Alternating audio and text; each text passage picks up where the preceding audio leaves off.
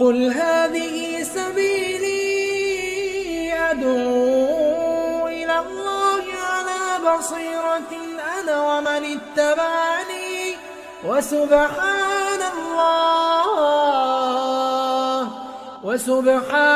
الله وما أنا من المشركين. الحمد لله رب العالمين والصلاة والسلام على أشرف الأنبياء والمرسلين محمد وعلى آله الطيبين الطاهرين وعلى صحابته الغر المحجلين وعلى من تبعهم بإحسان إلى يوم الدين. أما بعد، فعن أنس بن مالك رضي الله تعالى عنه أن قدح النبي صلى الله عليه وسلم انكسر فاتخذ مكان الشعب سلسلة من فضة أخرجه البخاري. حاضرین اکرام، ہمارے سامنے جو حدیث ہے، اس حدیث کے اندر حضرت انس بن مالک رضی اللہ تعالیٰ عنہ کہتے ہیں کہ نبی اکرم صلی اللہ علیہ وسلم کا پیالہ ٹوٹ گیا، تو نبی اکرم صلی اللہ علیہ وسلم نے شگاف کی جگہ پہ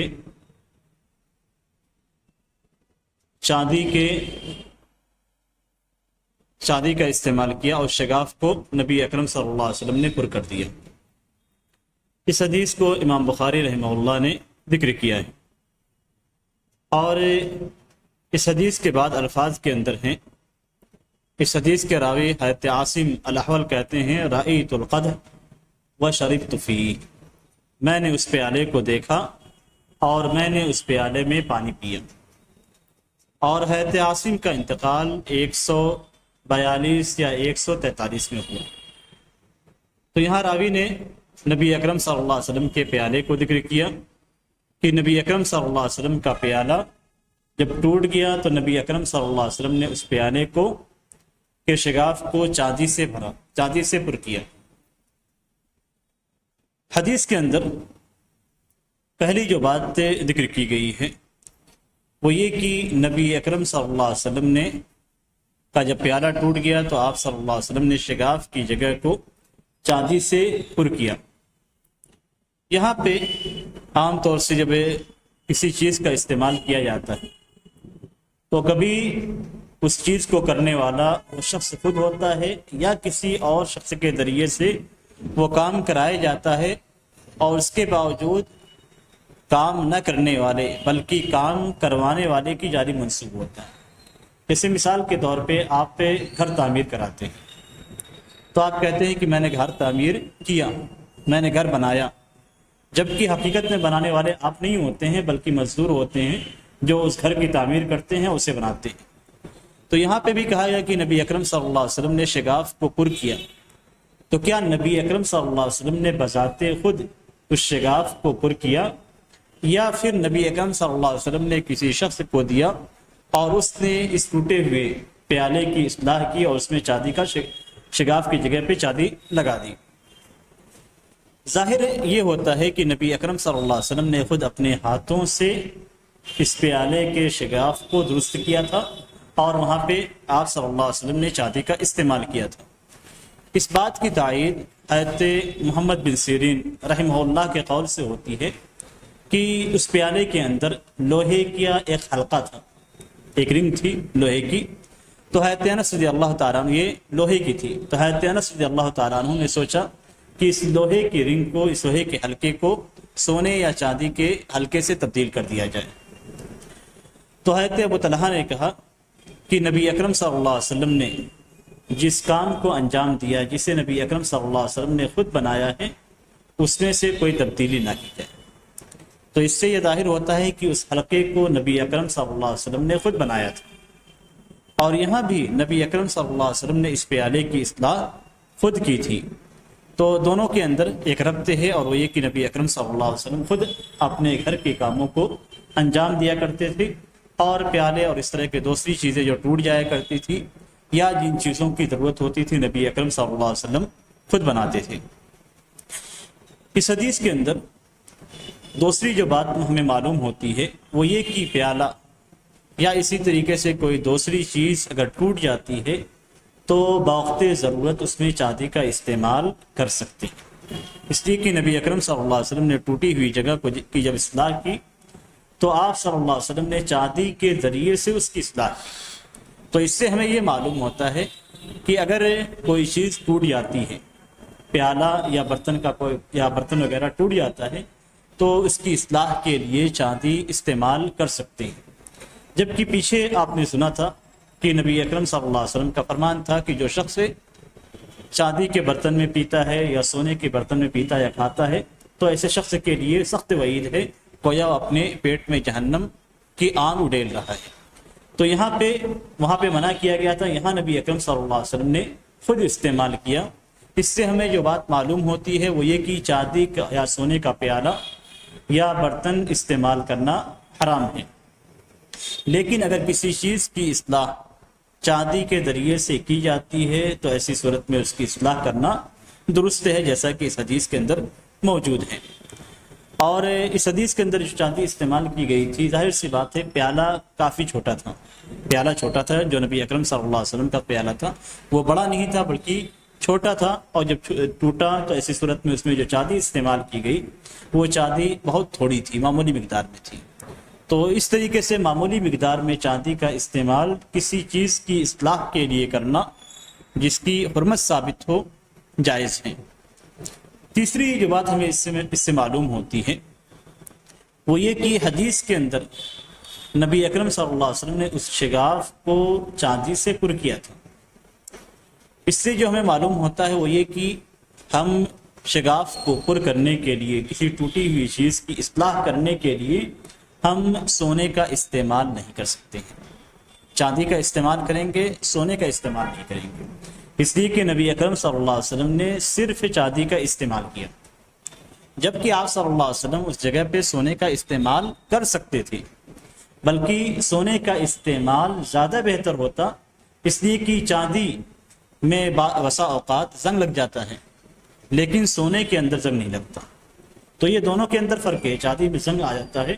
اور سونے کے اندر زنگ نہیں آتا، اس لیے بہتر تو یہ تھا کہ سونے کے ذریعے سے اس کی اصلاح کی جاتی، لیکن نبی اکرم صلی اللہ علیہ وسلم نے چاندی کے ذریعے سے اصلاح کی، جس سے ہمیں یہ معلوم ہوتا ہے کہ چاندی کے ذریعے سے ہی اصلاح کی جائے گی، سونے کے ذریعے سے اس کی اصلاح نہیں کی جائے گی۔ اس سے ہمیں جو چوتھی بات معلوم ہوتی ہے وہ یہ کہ انسان کے لیے مناسب ہے کہ اگر اس کا کوئی سامان ٹوٹ جائے اور اس کی اصلاح کرنی ممکن ہو تو ایسی صورت میں اس کی اصلاح کریں۔ ایسا نہیں کہ نبی اکرم صلی اللہ علیہ وسلم کے پاس پیسے نہیں ہوتے تھے، یا ایسا بھی نہیں کہ نبی اکرم صلی اللہ علیہ وسلم فخر و فاقہ کی زندگی گزارتے تھے، بلکہ نبی اکرم صلی اللہ علیہ وسلم کے پاس جو دولت آتی تھی نبی اکرم صلی اللہ علیہ وسلم اسے صحابہ کرام پہ، فقیروں پہ، مسکینوں پہ اللہ کی راہ میں خرچ کر دیتے تھے، ورنہ نبی اکرم صلی اللہ علیہ وسلم کو مال غنیمت کا 5واں حصہ ملتا تھا، 5واں حصہ جو تقسیم ہوتا تھا اس میں سے نبی اکرم صلی اللہ علیہ وسلم کو خمس ملتا تھا، اور کتنا مال غنیمت ملتا تھا اس کا آپ اندازہ کر سکتے ہیں۔ تو اس اعتبار سے نبی اکرم صلی اللہ علیہ وسلم کے پاس کتنی دولت تھی اس کا آپ اندازہ کر سکتے ہیں، لیکن اس کے باوجود نبی اکرم صلی اللہ علیہ وسلم کے پاس جب بھی کہیں سے کوئی مال آتا تو آپ صلی اللہ علیہ وسلم اسے فقیروں میں، غریبوں میں، اسی طریقے سے حاجت مندوں میں اور اللہ کی راہ میں خرچ کر دیتے تھے۔ تو اگر نبی اکرم صلی اللہ علیہ وسلم چاہتے تو اصلاح کرنے کے بجائے نیا پیالہ خرید سکتے تھے، لیکن اس کے باوجود نبی اکرم صلی اللہ علیہ وسلم نے اس پیالے کی اصلاح کی، اسے بنایا۔ تو اس سے ہمیں یہ معلوم ہوتا ہے کہ ہمارے گھر کی اگر کوئی چیز ٹوٹ جاتی ہے اور اس کو بنوانا ممکن ہے تو اس صورت میں اسے بنایا جائے گا، اس لیے کہ اس میں جو چیز ہے ہمیں شریعت اسلامیہ جو سکھاتی ہے وہ یہ کہ ہم اپنے مال کو برباد نہ کریں، اپنے مال کو ہم برباد نہ کریں اور اپنا پیسہ بے جا خرچ نہ کریں۔ اگر آپ اس سامان کو پھینک دیتے ہیں تو کسی استعمال میں نہیں آئے گا، اور اس کے بدلے آپ نیا سامان خریدیں گے تو اس میں آپ اپنے پیسوں کو خرچ کریں گے۔ اور یہیں سے ہمیں ایک اہم چیز کا پتہ چلتا ہے، اور وہ اہم چیز کیا ہے؟ آج کے معاشرے میں، آج کے زمانے میں ایک فیشن ہے ہمیشہ نئی نئی چیزوں کو استعمال کرنا اور پرانی چیزوں کو بیچ دینا۔ موبائل ہے، ہمیشہ نیا موبائل استعمال کرنا اور پرانے موبائل کو نکال دینا۔ جہاں کوئی نیا ماڈل آتا ہے تو پرانا موبائل چھوڑ دیا جاتا ہے، بیچ دیا جاتا ہے اور نئے موبائل کو خرید لیا جاتا ہے۔ اور اس کے اندر حدیث میں جو بات بیان کی گئی ہے وہ اصلاح کی ہے، اور اس میں جو بیچا خرچ کیا جاتا ہے اپنے پیسوں کو نئے فیشن کے نام پہ، نئی چیزیں ہم لیتے ہیں، گاڑیاں بدلتے ہیں، موبائل بدلتے ہیں، اسی طریقے سے ہر وہ چیز جو ہمارے دکھاوے کی چیزیں ہوتی ہیں اسے ہم تبدیل کر لیتے ہیں۔ یہاں پہ جو بات ذکر کی گئی ہے یہ بات اور ہمارا آج کا جو معاشرہ ہے، آج کے زمانے میں ہمارا جو فیشن ہے، دونوں آپس میں ایک دوسرے سے ٹکراتے ہیں،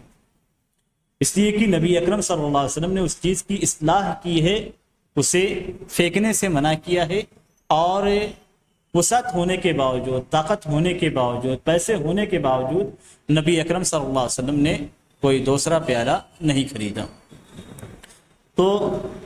آج جو ہمارے معاشرے کے اندر جو چیز رائج ہے وہ یہ کہ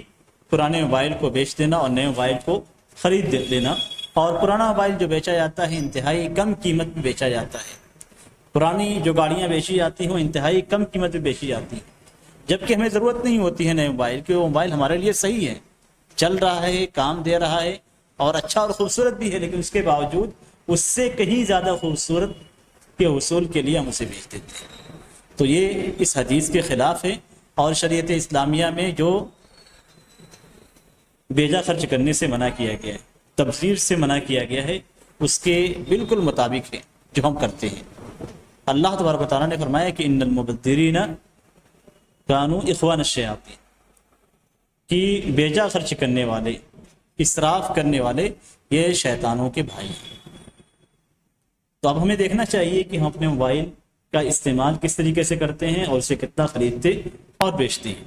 یہ بات چیزیں تھیں جو برتنوں سے متعلق تھی، جیسا کہ ذکر کیا گیا۔ اب اس کے بعد علامہ ابن حجر رحمہ اللہ ایک دوسرا باب باندھتے ہیں، اور اس باب کا عنوان دیتے ہیں باب ازالۃ النجاست و بیانها،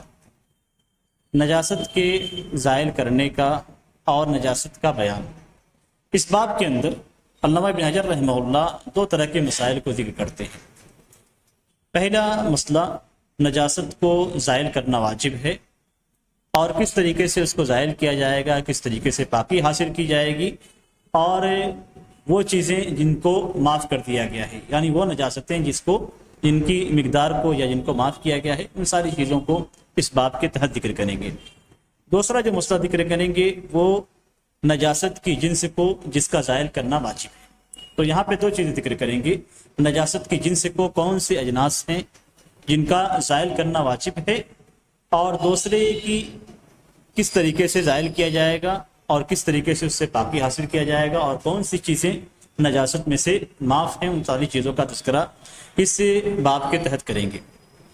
یہاں پہ نجاست کا جو لفظ استعمال کیا گیا ہے اس سے مراد حکمی نجاست ہے۔ حکمی نجاست کا مطلب یہ ہوتا ہے کہ اگر کسی مقام پہ، کسی جگہ پہ نجاست پڑ جاتی ہے اور تو وہ مقام، وہ جگہ نجس ہو جاتی ہے، اب اس نجاست کو حکمی نجاست کہتے ہیں، اور یہ ایک حقیقی نجاست ہوتی ہے۔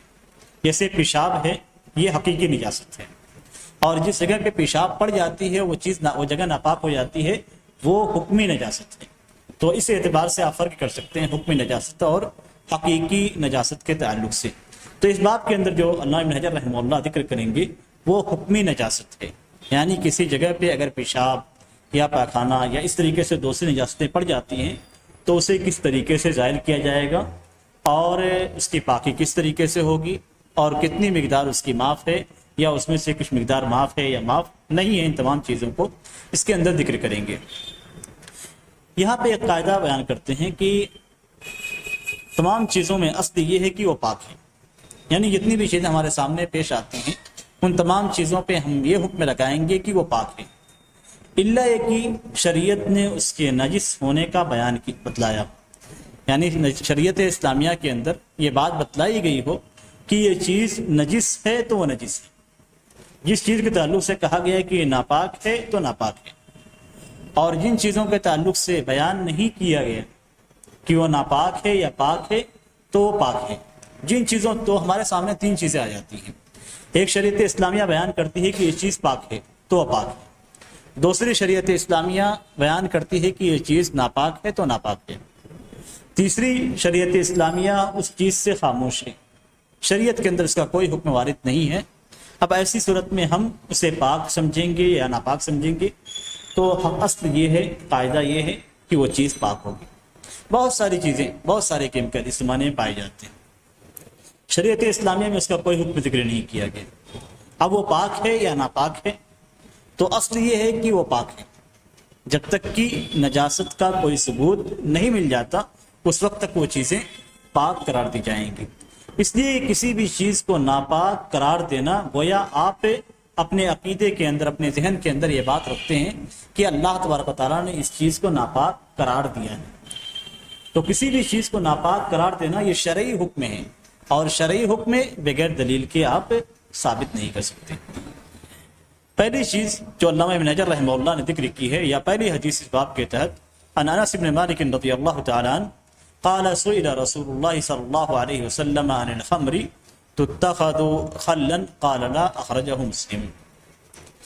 حضرت انس بن مالک رضی اللہ تعالیٰ عنہ کہتے ہیں کہ نبی اکرم صلی اللہ علیہ وسلم سے شراب کے بارے میں پوچھا گیا کہ کیا اس کو سرکہ بنا سکتے ہیں؟ تو نبی اکرم صلی اللہ علیہ وسلم نے فرمایا کہ نہیں۔ اس حدیث کو امام مسلم رحمہ اللہ نے اپنی کتاب کے اندر ذکر کیا ہے۔ علامہ ابن حجر رحمہ اللہ نے اس حدیث کو اس باب کے تحت ذکر کیا، نجاست کے باب کے تحت ذکر کیا ہے۔ مقصود یہ ہے کہ اس بات کو بیان کیا جائے کہ شراب نجس ہے، ناپاک ہے، جبکہ دوسرے علماء کرام اسے کھانے اور پینے کے باب میں ذکر کرتے ہیں۔ تو یہاں چونکہ مقصود یہ ہے کہ کون سی چیزیں نجس ہیں اور کس طریقے سے اس کی نجاست کو دور کیا جائے گا، اس لیے علامہ ابن حجر رحمہ اللہ نے سب سے پہلے اس باب کے تحت جو حدیث ذکر کی ہے وہ شراب سے متعلق ہے۔ دوسری کتاب کے اندر اس کو تو امام مسلم رحمہ اللہ نے ذکر کیا ہے، لیکن امام ابو داؤد رحمہ اللہ نے اس حدیث کو جب ذکر کیا تو اس کے الفاظ یہ ہیں کہ حضرت ابو طلحہ نے نبی اکرم صلی اللہ علیہ وسلم سے پوچھا کہ ان کے ماتحت کچھ یتیم ہیں اور انہوں نے وراثت میں شراب پائی ہے۔ چونکہ عرب کے اندر اور مسلمانوں کے ابتدائی اسلام میں شراب عام چیز تھی، حرام نہیں کی گئی تھی، اس لیے شراب بیچی اور خریدی جاتی تھی۔ تو یہ یتیم تھے، ان کے پاس وراثت میں شراب موجود تھی۔ تو جب شراب کی حرمت نازل ہوئی تو حضرت ابو طلحہ رضی اللہ تعالیٰ عنہ نے نبی اکرم صلی اللہ علیہ وسلم سے پوچھا، کیا پوچھا کہ کیا اسے سرکہ بنایا جا سکتا ہے؟ کیا اسے سرکہ بنایا جا سکتا ہے؟ نبی اکرم صلی اللہ علیہ وسلم سے انہوں نے پوچھا تو آپ صلی اللہ علیہ وسلم نے کہا کہ اسے بہا دو۔ اس کے بعد انہوں نے پوچھا کہ کیا اسے سرکہ بنایا جا سکتا ہے؟ تو نبی اکرم صلی اللہ علیہ وسلم نے فرمایا کہ نہیں۔ اس حدیث کے اندر جس بات کا ذکر ہے وہ عربی میں الخمر کا لفظ استعمال ہوتا ہے، شراب کے لیے خمر کا لفظ استعمال ہوتا ہے۔ قرآن مجید کے اندر بھی ہے انما الخمر والمیسر والانصاب والازلام رجس من عمل الشیطان۔ تو خمر کا لفظ استعمال ہوتا ہے عربی زبان میں، اور خمر کہتے ہیں ہر اس چیز کو جو عقل کے اندر نشہ اور فطور پیدا کرتے ہیں۔ خمر کہتے ہیں عربی زبان میں ڈھانپ دینے، کسی چیز کو آپ ڈھانپ دیتے ہیں تو اسے خمرے کہا جاتا ہے۔ اسی سے دوپٹے کو بھی خمرہ کہتے ہیں، یعنی ڈھانپنے والی چیز۔ تو دونوں کے اندر اشتراک یہ ہے، مشترک جو چیز پائی جاتی ہے وہ یہ کہ جب آدمی شراب پیتا ہے تو اس کی عقل ڈھک جاتی ہے، ختم ہو جاتی ہے، اور وہ سوچنے اور سمجھنے کے قابل نہیں ہوتا۔ اسی لیے شراب کو عربی زبان میں جو استعمال کیا گیا شراب کے لیے جو لفظ ہے، اس کا معنی یہی ہوتا ہے کہ ہر وہ چیز جو عقل کے اندر فطور پیدا کرے یا عقل میں نشہ پیدا کرتے۔ اب یہ چیز کس چیز سے بنائی گئی ہے، یعنی یہ شراب کس چیز سے بنائی گئی ہے، اس میں علماء کرام کا احکام کے اندر اختلاف پایا جاتا ہے، لیکن اس کا اطلاق جمہور کے یہاں ہر شراب پہ ہوتا ہے، چاہے وہ انگور کی شراب ہو، کھجور کی شراب ہو، جو کی ہو، اور یا کسی دوسرے اناج سے تیار کی گئی، اور چاہے وہ جوس کی شکل میں ہو یا پھر کسی اناج کو بھگو دیا جائے اور پھر اس کے اندر نشہ پیدا ہو جائے، یہ ساری چیزیں اس سے خمر کے تحت آتی ہے، خمرے کے تحت آتی ہیں۔ یہاں پہ حدیث کے اندر جو کہا گیا ہے حضرت انس بن مالک رضی اللہ تعالیٰ عنہ کی حدیث میں کہ نبی اکرم صلی اللہ علیہ وسلم سے پوچھا گیا، کنہوں نے پوچھا؟ دوسری روایت کے اندر حضرت ابو طلحہ رضی اللہ تعالیٰ عنہ کا ذکر ملتا ہے کہ حضرت ابو طلحہ رضی اللہ تعالیٰ عنہ نے پوچھا، اور یہ بھی ممکن ہے کہ حضرت ابو طلحہ رضی اللہ تعالیٰ عنہ نے پوچھا ہو، یہ ایک الگ سوال ہو، اور کسی اور نے بھی نبی اکرم صلی اللہ علیہ وسلم سے پوچھا ہو، جس کا بیان حضرت انس رضی اللہ تعالیٰ عنہ کی حدیث میں وارد ہوا ہے۔ شراب کے تعلق سے علماء کرام کے درمیان اختلاف ہے کہ شراب ناپاک ہے یا پاک ہے، اور یہی مقصد ہے علامہ ابن حجر رحمہ اللہ کا اس باب کے اندر شراب کو ذکر کرنے کا۔ شراب پاک ہے یا ناپاک ہے؟ اگر ہم اس کے ناپاک قرار دیتے ہیں تو ایسی صورت میں اگر شراب آپ کے کپڑوں میں لگ جاتا ہے یا کسی جگہ پہ گر جاتا ہے تو اس صورت میں وہ کپڑا ناپاک ہو جاتا ہے یا وہ جگہ ناپاک ہو جاتی ہے۔ اس سلسلے میں علماء کرام کے دو قول ہیں۔ پہلا قول یہ ہے کہ شراب ناپاک ہے، ہر وہ چیز، ہر وہ شراب جس میں ابال آ جائے، جس میں نشہ پیدا ہو جائے تو ایسی صورت میں وہ نجس ہے، ناپاک ہے، اور کسی بھی جگہ پہ اگر لگ جاتا ہے تو اس کا دھلنا واجب ہوگا۔ اور یہی جمہور علماء کا قول ہے، جس میں مالکیہ بھی ہیں، شافعیہ بھی ہیں، حنابلہ بھی ہیں اور حنفیہ بھی ہیں، اور یہی ظاہریہ کا بھی مذہب ہے، اور اسی کو علامہ ابن تیمیہ رحمہ اللہ نے اختیار کیا ہے، اور معاصرین میں سے محمد الامین الشقیطی اور علامہ ابن باز رحمہ اللہ نے اسی قول کو اختیار کیا ہے۔ دوسرا قول ہے کہ شراب پاک ہے، یعنی اگر شراب آپ کے کپڑوں میں لگ جاتا ہے تو ایسی صورت میں کپڑا دھلنا ضروری نہیں ہے۔ کسی مقام پہ گر جاتا ہے تو اس مقام کو دھلنا واجب نہیں ہے، حرام ہے لیکن اس کے باوجود پاک ہے۔ اور اس قول کے بھی کئی ایک قائلین ہیں، جن میں سے علامہ صنعانی، علامہ شوکانی اور احمد شاکر رحمہ اللہ ہے۔ جو لوگ یہ کہتے ہیں کہ شراب حرام ہے، ان کی کئی دلیلیں ہیں۔ ان کی دلیلوں میں سے پہلی دلیل اللہ تبارک و تعالیٰ کا فرمان ہے، یا ایھا الذین آمنوا انما الخمر والمیسر والانصاب والازلام رجس من عمل الشیطان، کہ اے ایمان والو، شراب، جوا اور استھان اور اسی طریقے سے پانسے کے تیر، یہ تمام کی تمام نجس، رجس کا لفظ استعمال کیا گیا ہے، اور رجس سے مراد نجس ہیں، اور یہ شیطانی عمل ہے، اس سے بچو شاید تم کامیاب ہو جاؤ۔ تو یہاں پہ اللہ تبارک و تعالیٰ نے شراب کو رجس سے تعبیر کیا ہے، اور رجس کا اطلاق ہوتا ہے ہر گندی چیز پہ، ہر گندی چیز پہ رجس کا اطلاق ہوتا ہے، اور گندی چیز یہ نجس ہوتی ہے، ناپاکی ہوتی ہے، اور ناپاکی حرام ہے۔ اسی لیے اللہ تبارک و تعالیٰ نے مردار کو، خون کو اور خنزیر کے گوشت کو رجس کہا، وہاں بھی رجس کا استعمال کیا گیا ہے۔ تو رجس وہاں ناپاک ہے، وہاں تو مثال کے طور پہ اگر کسی پانی کے اندر مردار کا گوشت گر جاتا ہے، یا اسی طریقے سے خون گر جاتا ہے، یا سور کا گوشت گر جاتا ہے، تو ایسی صورت میں وہ پانی ناپاک ہو جائے گا، اسی کہ اللہ تبارک و تعالیٰ نے اسے رجس قرار دیا ہے۔ اسی طریقے سے اس مقام پہ بھی اللہ تبارک و تعالیٰ نے شراب کو رجس قرار دیا ہے۔ تو شراب بھی اگر کسی پانی میں گر جاتا ہے تو پانی نجس ہو جائے گا، شراب بھی اگر کپڑے میں لگ جاتا ہے تو ایسی صورت میں وہ کپڑا ناپاک ہو جائے گا۔ دوسری چیز یہ کہ اللہ تبارک و تعالیٰ نے اس آیت کریمہ میں حکم دیا ہے فاجتنبوا، کہ ان چیزوں سے بچو،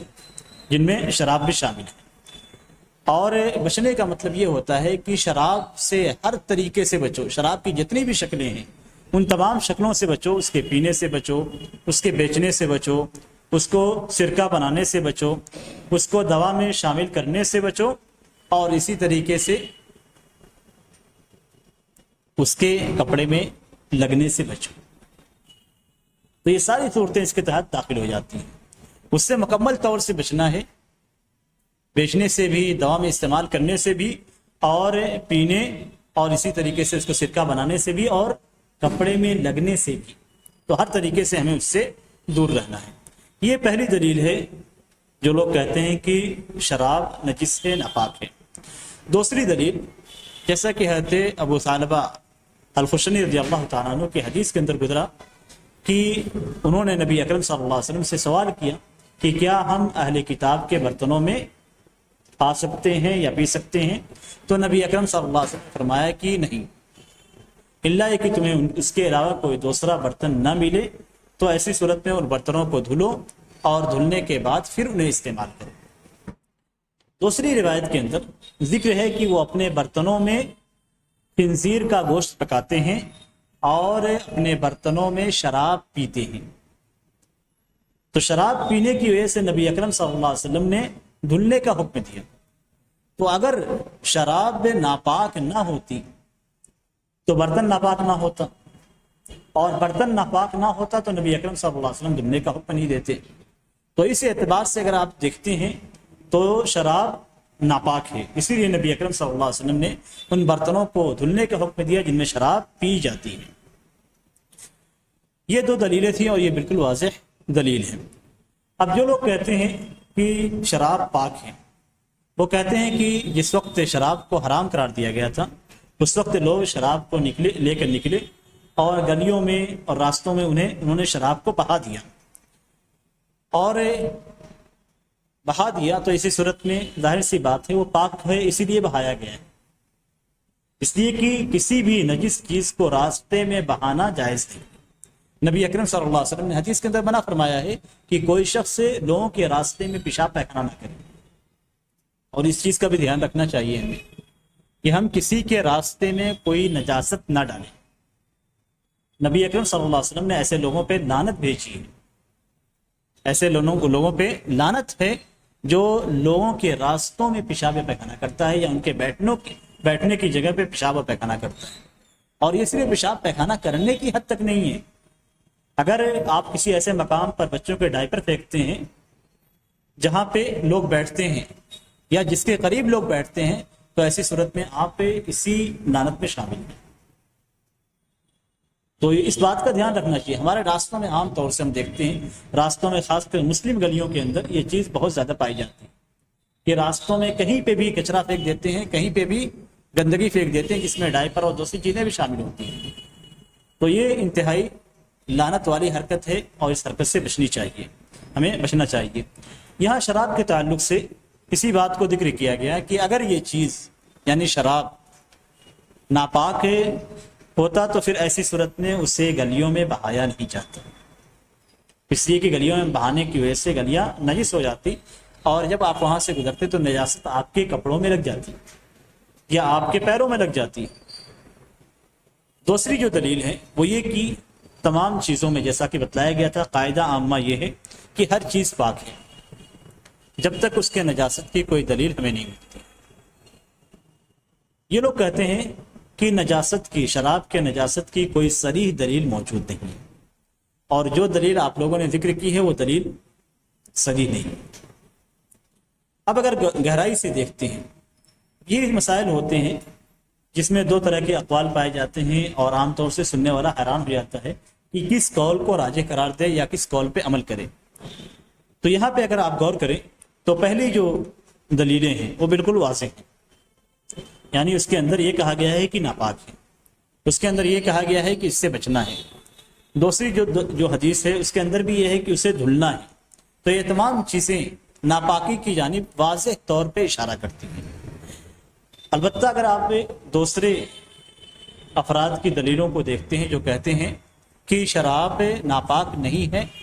تو حضرت انس رضی اللہ تعالیٰ عنہ کی حدیث کے اندر صرف یہ ہے کہ راستے میں بہا دیا جاتا تھا۔ اب راستے میں بہا دیا جاتا تھا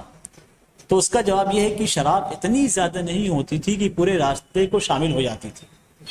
یعنی ایسا نہیں ہوتا تھا کہ گزرنے کے لیے راستہ ہی نہ ملے، بلکہ راستے میں بہائے جاتے تھے۔ ہاں کچھ جگہوں پہ شراب پڑی ہوتی تھی لیکن جانے کا راستہ موجود ہوتا تھا۔ دوسری بات یہ کہ اگر ہم یہ کہتے ہیں کہ مثال کے طور پہ راستہ نہیں ہوتا تھا، لوگ اسی پہ چلتے تھے اور چلنے کی وجہ سے ان کے پیروں میں نجاست تھے، اگر ہم کہتے ہیں کہ نجس ہے تو نجاست لگ جاتی تھی، تو اس میں بھی کوئی عیب کی بات نہیں ہے۔ حضرت نبی اکرم صلی اللہ علیہ وسلم سے پوچھا گیا، ایک عورت نے پوچھا کہ میں اپنے نقاب کے، اپنے کپڑے کو لمبے رکھتی ہوں اور ایسی گندگی کی جگہوں پہ سے گزرتی ہوں، تو ایسی صورت میں میرا کیا حکم ہے؟ آگے وہ ساری چیزیں آئیں گی، احادیث آئیں گی۔ تو ان کے جو دامن ہوتے تھے انتہائی لمبے ہوتے تھے، اور لمبے ہونے کی وجہ سے چونکہ وہ زمین میں گھسٹتے تھے اس لیے گندے مقامات سے بھی گزرتی تھی۔ تو نبی اکرم صلی اللہ علیہ وسلم سے انہوں نے اس کے حکم کے بارے میں پوچھا، تو آپ صلی اللہ علیہ وسلم فرمایا یطہرها ما بعد، کہ جو اس کے بعد زمین آتی ہے وہ زمین اس کو پاک کر دیتی ہے۔ تو اس طریقے سے اگر آپ کے جوتوں میں شراب لگ جاتی ہے اور ہم اسے ناپاک قرار دیتے ہیں، آپ کے پیروں میں لگ جاتی ہے یا آپ کے جوتوں میں لگ جاتی ہے، یا آپ کا کپڑا لمبا ہے، یہ لمبا کپڑا مردوں کے یہاں نہیں ہوتا، عورتوں کے یہاں ہوتا ہے،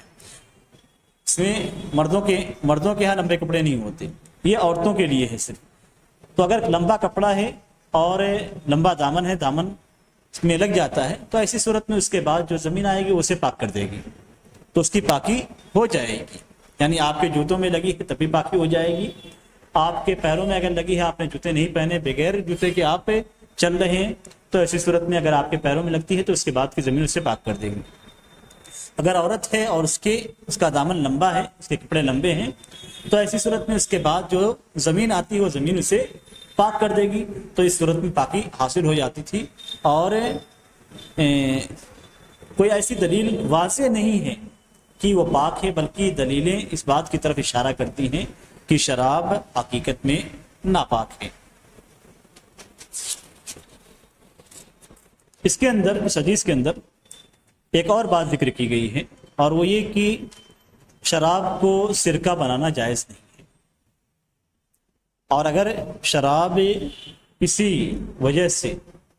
کسی کی فاعل کی وجہ سے، کسی شخص کے اپنے فعل کی وجہ سے سرکہ بن جاتا ہے تو ایسی صورت میں حرام ہے۔ یعنی اگر کوئی اسے سرکہ بناتا ہے تو حرام ہے۔ اس میں احکام دو طریقے کے ہیں۔ سرکہ جو بنتا ہے وہ سرکہ ایک مرحلے میں شراب ہوتا ہے، اور شراب کے مرحلے سے گزر کر وہ سرکہ بنتا ہے۔ تو اگر کسی کے پاس مثال کے طور پہ شراب ہے اور خود بخود سرکہ بن جاتا ہے، تو ایسی صورت میں وہ سرکہ بننا اس کا درست ہے، پاک ہے، استعمال کرنا، کھانا درست ہے۔ لیکن اگر کوئی شخص اسے سرکہ بناتا ہے، شراب کو سرکہ بناتا ہے، تو ایسی صورت میں اس کا استعمال جائز نہیں ہے۔ اور اس حدیث کے اندر یہ پوچھا گیا تھا کہ کیا شراب کو سرکہ بنا سکتے ہیں، تو نبی اکرم صلی اللہ علیہ وسلم نے فرمایا کہ نہیں۔ اور اس سے معلوم ہوتا ہے کہ اگر شراب کو سرکہ بنا دیا گیا تو ایسی صورت میں وہ سرکہ پاک نہیں ہوگا بلکہ ناپاک ہوگا، اس لیے کہ اس کا استعمال جائز نہیں ہے۔ تو جو ناپاک چیز ہے اس کو اگر تحلیل کیا جاتا ہے اور خود کوئی شخص اسے تحلیل کرتا ہے، تو ایسی صورت میں جو محلل الیہ ہے، جس کی جانب تحلیل کی جاتی ہے، اس کا حکم حاصل نہیں۔ تو یہاں پہ دو چیزیں ہیں۔ پہلی چیز یہ کہ اگر شراب بذات خود سرکہ بن جاتا ہے اور اس میں کسی انسان کا عمل دخل نہیں ہے، تو ایسی صورت میں اس کا استعمال جائز ہے۔ لیکن اگر شراب کو سرکہ بنایا جاتا ہے اور کسی انسان کا اس میں عمل اور دخل ہے، تو ایسی صورت میں وہ جائز نہیں ہے اور وہ ناپاک ہوگا، اس کا استعمال کسی بھی صورت میں، کھانا یا پینا اس کا جائز نہیں ہوگا۔ اسی سے ایک مسئلہ جڑا ہوا ہے جو عام طور سے ہمارے سامنے آتا ہے، اور وہ یہ کہ اسی وجہ سے جو یہاں پہ ذکر کیا گیا ہے، اسی بنیاد پہ بعض علماء کرام یا بعض افراد یہ کہتے ہیں کہ الکحل شامل عطر استعمال کرنا درست نہیں، یعنی وہ پرفیوم جس میں الکحل شامل ہوتی ہے اس کا استعمال کرنا درست نہیں۔ پہلی چیز یہ کہ الکحل کے تعلق سے عام طور سے لوگوں کے اندر یہ بات جانی جاتی ہے کہ الکحل شراب ہے۔ بعض اجناس ایسے ہیں جن کو شرابی استعمال کرتے ہیں اور وہ حقیقتاً شراب نہیں ہوتی۔ بعض اجناس ایسے ہیں جن کو شرابی استعمال کرتے ہیں شراب کے طور پہ، نشے کے طور پہ، لیکن حقیقت میں وہ چیز نشہ نہیں ہوتی ہے، یعنی اس کا حقیقی استعمال نشہ نہیں ہے، لیکن اسے جو نشہ کرتے ہیں اسے نشہ کے طور پہ استعمال کرتے ہیں۔ تو الکحل کا اصلی جو استعمال ہے یہ ایک طرح کا کیمیکل ہے، اور اس کیمیکل کا مختلف استعمالات ہیں۔ اب اسے استعمال کیا جاتا ہے، شرابی استعمال کرتے ہیں اپنے شراب کے اندر اور نشہ کو بڑھانے کے لیے۔ تو اگر الکحل کو استعمال کیا جاتا ہے دواؤں کے اندر یا پرفیوم کے اندر، تو ایسی صورت میں اس کی اصل صورت تبدیل ہو جاتی ہے، اصل صورت تبدیل ہو جاتی ہے۔ اور جب کسی نجس چیز کی بھی اصل صورت تبدیل ہو جاتی ہے تو ایسی صورت میں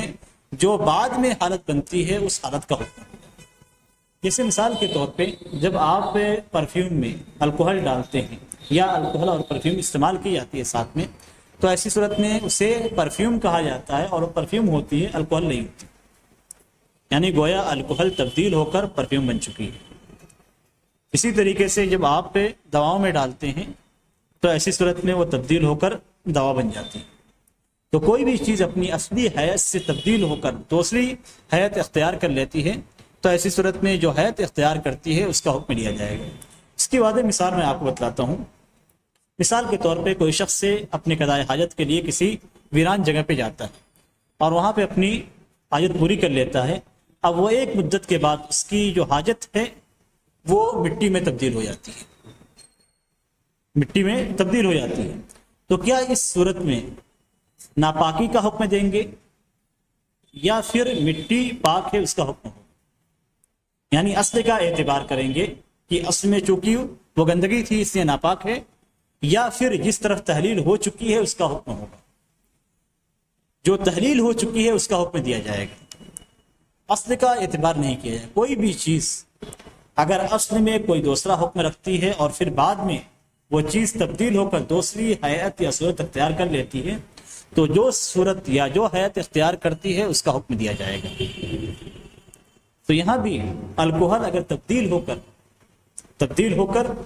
اگر وہ پرفیوم کی شکل اختیار کرتی ہے تو پرفیوم کا حکم ہے، پرفیوم کا حکم یہ ہے کہ وہ حلال ہے۔ اسی طریقے سے دواؤں میں استعمال کیا جاتا ہے تو دوا کا حکم ہے۔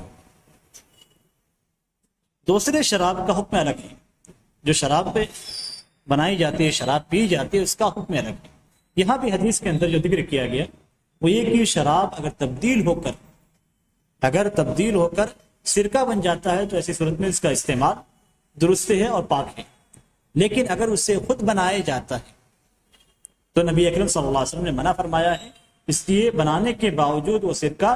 حلال نہیں ہوگا اور اس کا استعمال درست نہیں ہوگا۔ اس کے بعد اگلی جو حدیث ہے نجاست کے تعلق سے، وہ وعنه قال لما كان يوم خيبر امر رسول الله صلى الله عليه وسلم ابا طلحة فنادى ان الله ورسوله ينهيانكم عن لحوم الحمر الاهلية فانها رجس متفق عليه۔ دوسری جو روایت ہے اس روایت کے اندر ہے کہ جب خیبر کا دن تھا، یعنی غزوہ خیبر کا موقع تھا، تو نبی اکرم صلی اللہ علیہ وسلم نے حضرت ابو طلحہ رضی اللہ تعالیٰ عنہ کو حکم دیا اور انہوں نے یہ آواز لگائی، یہ اعلان کیا، یہ پکار لگائی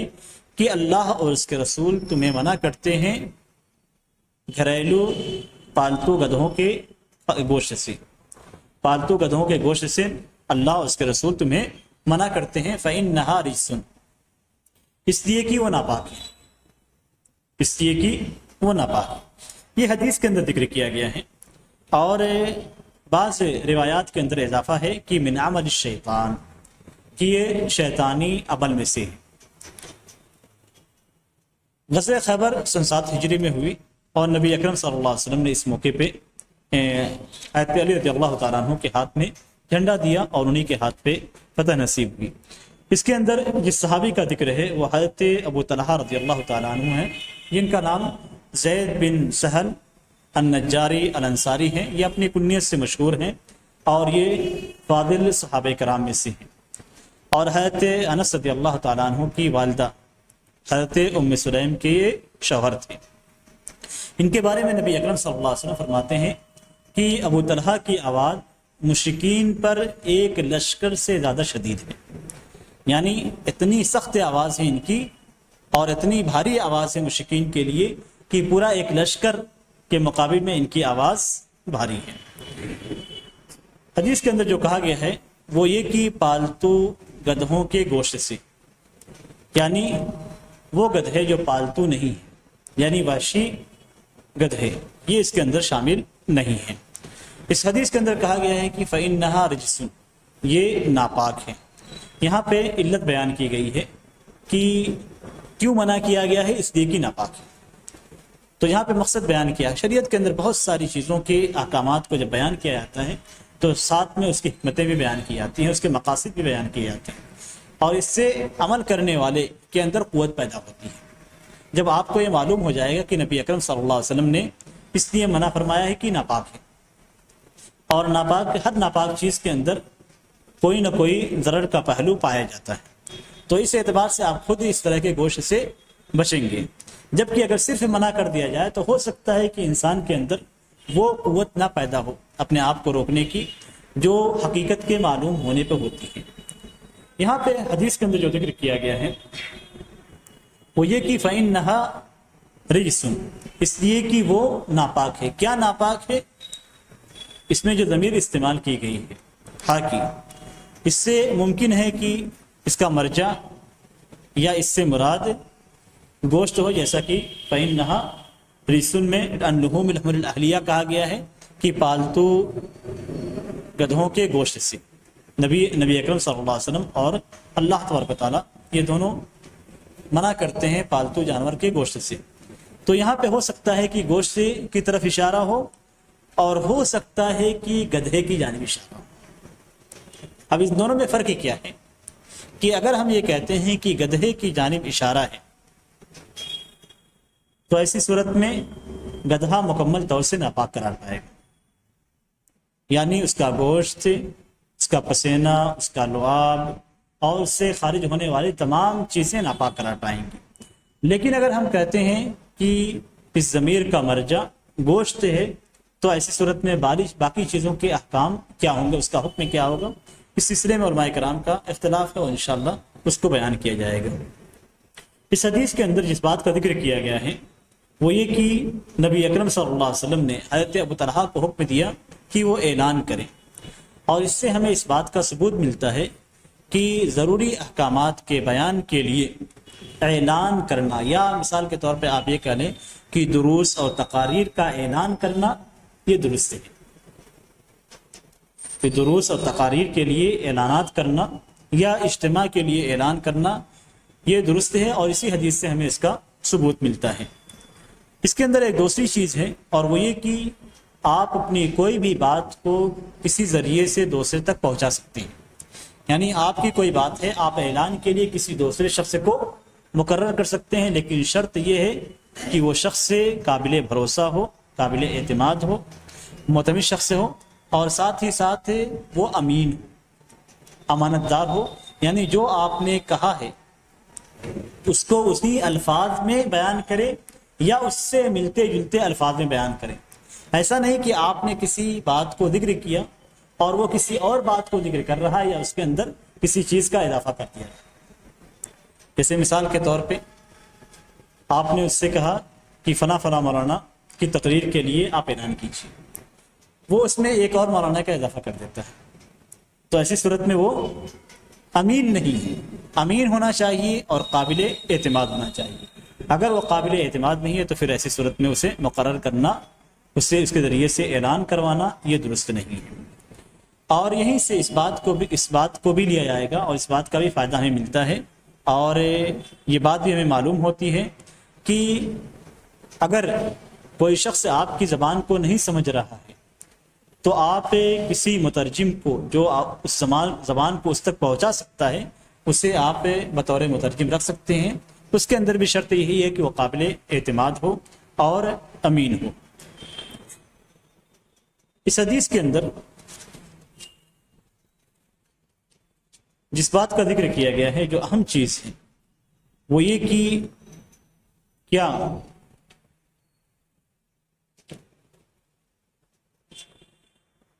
اس حدیث کے اندر نبی اکرم صلی اللہ علیہ وسلم کا جو فرمان ہے وہ یہ کہ فَإِنَّهَا رِجْسٌ، کہ وہ ناپاک ہے۔ تو کیا گوشت ناپاک ہے یا پورا گدھا ناپاک ہے؟ اس میں کوئی اختلاف نہیں ہے کہ گدھے کا گوشت ناپاک ہے، اس سلسلے میں علماء کرام کے درمیان کوئی اختلاف نہیں ہے، اور حدیث کے اندر اس سے گوشت کو بدرجہ اولا شامل کیا جا سکتا ہے۔ البتہ ان کے درمیان اختلاف ہے اس کے بدن کے تعلق سے ہی، کیا اس کا بدن پاک ہے یا ناپاک ہے، اس کا پسینہ پاک ہے یا ناپاک ہے، اس کا جوٹھا پاک ہے یا ناپاک ہے، اور اسی طریقے سے اس کا لعاب پاک ہے یا ناپاک ہے۔ اس سلسلے میں علماء کرام کے دو اقوال ہیں۔ پہلا قول یہ ہے کہ گدھا ناپاک ہے، اگر گدھا کسی برتن سے پانی پی لیتا ہے تو پانی ناپاک ہو جاتا ہے۔ گدھے کا لعاب کسی کے کپڑے پہ ٹپک جاتا ہے تو ایسی صورت میں وہ ناپاک ہو جاتا ہے۔ گدھے کا پسینہ اگر آپ کے بدن سے یا کپڑے سے لگ جاتا ہے تو ایسی صورت میں وہ جگہ اور آپ کا بدن ناپاک ہو جاتا ہے۔ اسی طریقے سے اگر گدھے کے ناک سے کوئی چیز چھینکتا ہے اور آپ کے اوپر پڑ جاتی ہے تو ایسی صورت میں وہ بھی ناپاک ہے۔ گویا گدھے سے نکلنے والی خارج ہونے والی تمام چیزیں ناپاک ہیں، اور اس کی دلیل یہی حدیث ہے کہ اس کے اندر ضمیر کا جو مرجع ہے وہ گدھے کی جانب ہے۔ دوسرا جو قول ہے وہ یہ کہ گدھا پاک ہے، گدھا پاک ہے، البتہ اس کا گوشت ناپاک ہے، اور یہی جمہور علماء کرام کا مذہب ہے، اور ان کی کئی دلیلیں ہیں۔ پہلی دلیل تو یہ ہے کہ جو ضمیر ہے اس حدیث کے اندر وہ گدھے کے گوشت کی طرف لوٹتی ہے، اس لیے گدھا پاک ہے۔ دوسری جو دلیل ہے وہ یہ کہ نبی اکرم صلی اللہ علیہ وسلم اور صحابہ کرام گدھوں پہ سوار ہوا کرتے تھے، اور یہ چیز بالکل ثابت ہے احادیث کے اندر کہ نبی اکرم صلی اللہ علیہ وسلم گدھے پہ بیٹھتے تھے، اسی طریقے سے صحابہ کرام گدھوں پہ بیٹھتے تھے اور سفر بھی کرتے تھے، سوار ہوتے تھے۔ اور کوئی بھی شخص جب گدھے پہ سوار ہوگا تو ایسی صورت میں اس کا جو پسینہ ہے وہ اس کے بدن یا کپڑوں سے لگ جائے گا۔ تو اگر گدھا ناپاک ہوتا تو نبی اکرم صلی اللہ علیہ وسلم اس بات کو ضرور بتلاتے، اس لیے کہ ظاہر سی بات ہے لوگوں کے بدن میں گدھے کا پسینہ لگ رہا ہے اور وہ ناپاک ہے، تو کیسے نبی اکرم صلی اللہ علیہ وسلم اتنی اہم بات کو ذکر نہ کرتے۔ دوسری چیز یہ کہ جو بھی شخص گدھا پالتا ہے اس کے لیے گدھے کے لعاب، اس کے پسینے اور اس کے بدن سے بچنا ممکن نہیں ہے۔ تو اس اعتبار سے اگر دیکھا جائے تو ہر وہ چیز جسے آپ